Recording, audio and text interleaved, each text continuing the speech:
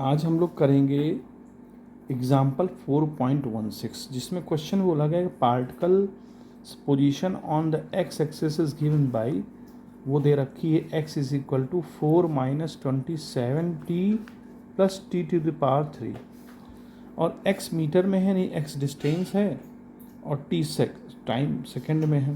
तो पहला क्वेश्चन पूछ रहा है find the particles velocity function we T and acceleration. तो देखिए वी टी यानी कि वेलोसिटी निकालने के लिए हमें क्या करना पड़ेगा, डिस्टेंस का डिफ्रेंशिएशन करना पड़ेगा विद रिस्पेक्ट टू टाइम।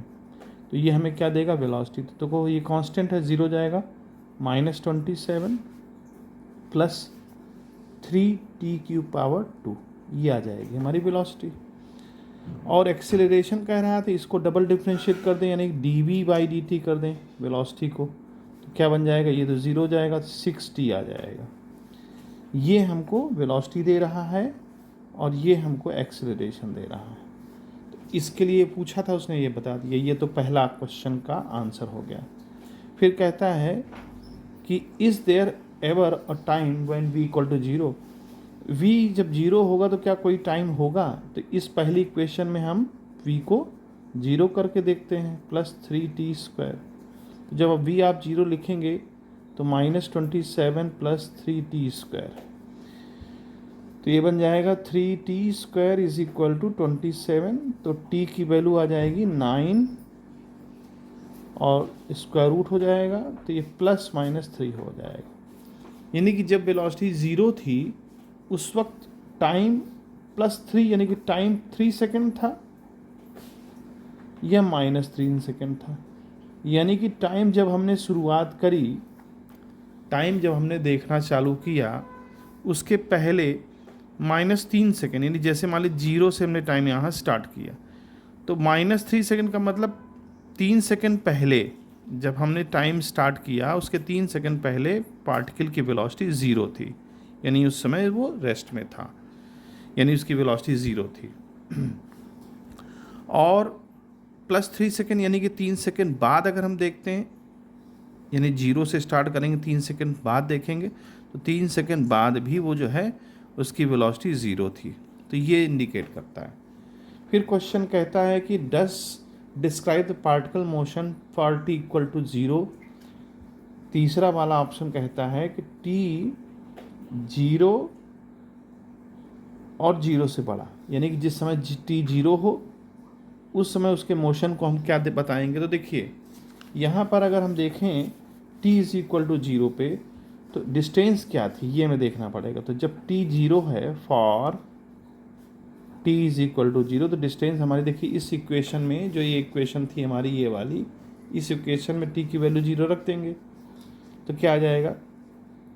तो ये तो 4 तो मतलब ही नहीं है, 4x की डिस्टेंस पूछ रहे हैं, 4 माइनस 27, t ज़ीरो है तो पूरा ज़ीरो हो जाएगा, प्लस t की पावर 3 यानी कि ज़ीरो, तो ये 4 यानी x की जो है 4 मीटर रहेगा, यानी कि वो डिस्टेंस जो है उसकी ओरिजिन से 4 मीटर थी जब वो टाइम हमने स्टार्ट किया। और जिस वक्त हमने टाइम स्टार्ट किया उस वक्त वो अपने 4 मीटर डिस्टेंस पे था पार्टिकल, और उस वक्त उसकी वेलोसिटी क्या थी। तो वेलोसिटी हम देख लेते हैं, v is equal to -27 plus 3t²।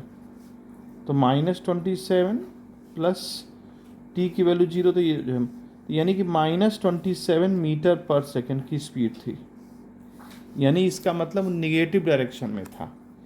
अगर हम इसको पॉजिटिव मानते हैं, इसको नेगेटिव मानते हैं, यानी कि -27 मीटर की उसकी स्पीड थी नेगेटिव, यानी कि रिटार्डेशन हो रहा था उस समय, कह सकते हैं कि रिटार्डेशन हो रहा था।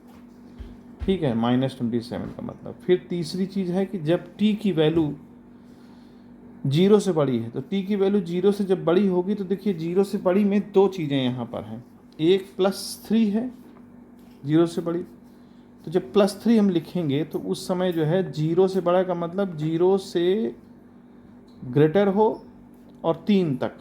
तो 3 तक देखिए, 3 जब हम रखेंगे, 3 रखेंगे तो x की वैल्यू क्या आएगी, 4 माइनस 27 इंटू 3 प्लस 3 की पावर 3 हो जाएगा तो 27, तो यहाँ आ जाएगा 27 और 4 31, और ये आ जाएगा 3 7 जा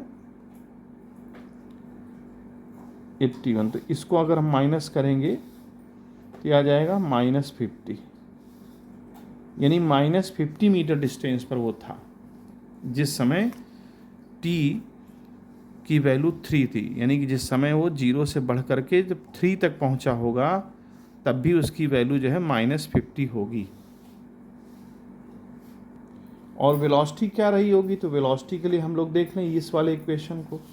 तो देखिए यहाँ पर वेलोसिटी के लिए -27 प्लस जब 3t² यहाँ रखेंगे इस वाली वैल्यू को, यहाँ वेलोसिटी ये जब रखेंगे 3t² तो 27, यहाँ पर +27 आ जाएगा, यानी कि वेलोसिटी इस समय 0 होगी, यानी t की जब t 3 सेकंड हुआ होगा तब वेलोसिटी इसकी 0 होगी।